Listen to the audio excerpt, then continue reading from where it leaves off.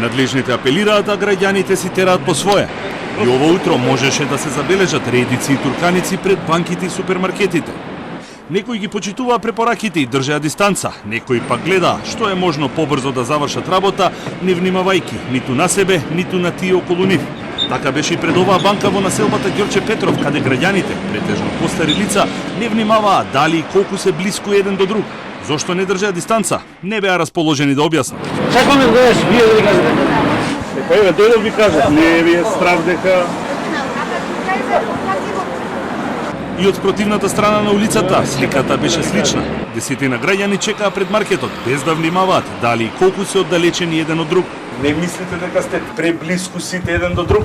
Па баш и не сме можда, не знам. Виж колку сме се одмакли, јас сум напред. Нема никој пред мене сем ти.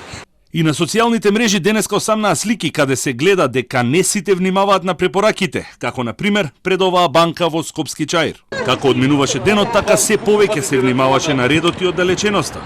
Пред овие две експозитури, граѓаните чекаа во ред, а обезбедувањето внимаваше да нема повеќе од 20 клиенти внатре. И пред овој маркет граѓаните внимателно чекаа во ред за да ги набават неопходните продукти. Новиот, поригорозен полициски час повеќето не сакаат да го коментираат и велат дека ќе го почитуваат, но сепак, поради тоа, мора да купат повеќе продукти и намирници.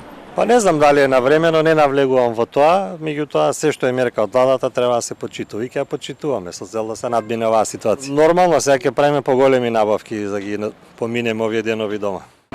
Некои сметаат дека полицискиот час би требало да биде барем од 17 часот, бидејќи многумина се на работа и немаат време да се снабдат за престојниот викенд. За повеќе денови, барем за 2 недели, затоа што сакам да ги избегнам гужвите, да нема потреба да имам повеќе пати. Ми се чини дека е претерано до 4 сати, бидејќи луѓе што работат, да речеме, до 3 часот или до 2 часот, кога они ќе купуваат за дома, тоа што им е потребно. Да беше до 5 часот, ќе беше поизводливо. Убавото време извади барем дел од скопјани во паркот и на кеот. Некои уживаа со своите деца, некои пак само на прошетка и џогинг. Ја регистриравме и патролата на Скопската полиција, која превентивно беше во паркот за да внимава дека препораките се применуваат. Велат дека денеска немале работа. Уште денеска граѓаните може да го искористат убавото време во текот на целиот ден. Од утре стапува на сила новиот полициски час кој започнува во 16 часот. Во градскиот парк не е полно, но тоа што може да се забележи е дека и граѓаните кои се присутни тука внимаваат. Внимаваат на раздалечината меѓу себе и внимаваат да не се во група од повеќе од 5 лица.